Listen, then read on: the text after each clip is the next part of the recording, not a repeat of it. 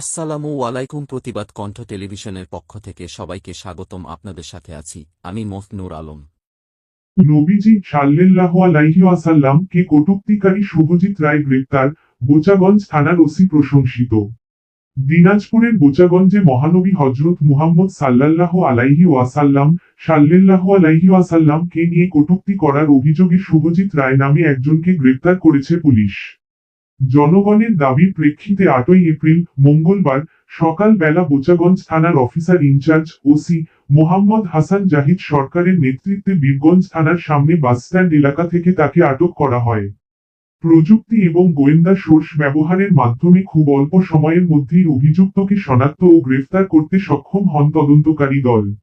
এ ঘটনায় বোচাগঞ্জ থানার ওসি মোহাম্মদ হাসান জাহিদ সরকারের প্রশংসা করছেন সর্বস্তরের জনগণ। এ বিষয়ে এলাকাবাসী জানান, ধর্মীয় অনুভূতিতে আঘাত হানার চেষ্টা বরদাস্ত করা হবে না এবং পুলিশের এই দ্রুত পদক্ষেপে তারা সন্তুষ্ট। এদিকে আইনশৃঙ্খলা বাহিনীর পক্ষ থেকে জানানো হয়েছে, বিষয়টি গুরুত্ব সহকারে তদন্ত করা হচ্ছে এবং আইনানুগ ব্যবস্থা গ্রহণ করা হবে।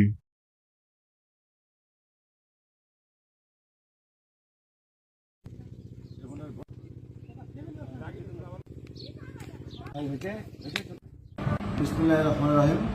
বোচাগঞ্জ থানাতে ফেসবুকে অভিজিৎ রায় নামে এক ফেসবুক আইডিকারী, সে মহানবী সাল্লাল্লাহু আলাইহি সাল্লামের নিয়ে বিভিন্ন প্রকার কটূক্তি করেন এবং ইসলাম নিয়ে বিভিন্ন কটূক্তি করেন, যার প্রেক্ষিতে বোচাগঞ্জ থানা সহ বোচাগঞ্জের আশেপাশের থানা পীরগঞ্জ সহ লোকজন উত্তেজিত হয়ে যায়, জনগণের মধ্যে উত্তেজনা সৃষ্টি করে, তাদের বাড়িতে হামলা করার চেষ্টা করে এবং জনগণের দাবি ছিল যে তাকে অবিলম্বে গ্রেপ্তার করতে হবে।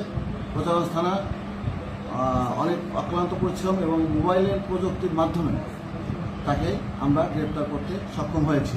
আনুমানিক 8টার দিকে তাকে বীরগঞ্জ থানার সামনে বীরগঞ্জ থানার বাসস্ট্যান্ড থেকে গ্রেপ্তার করা হয়।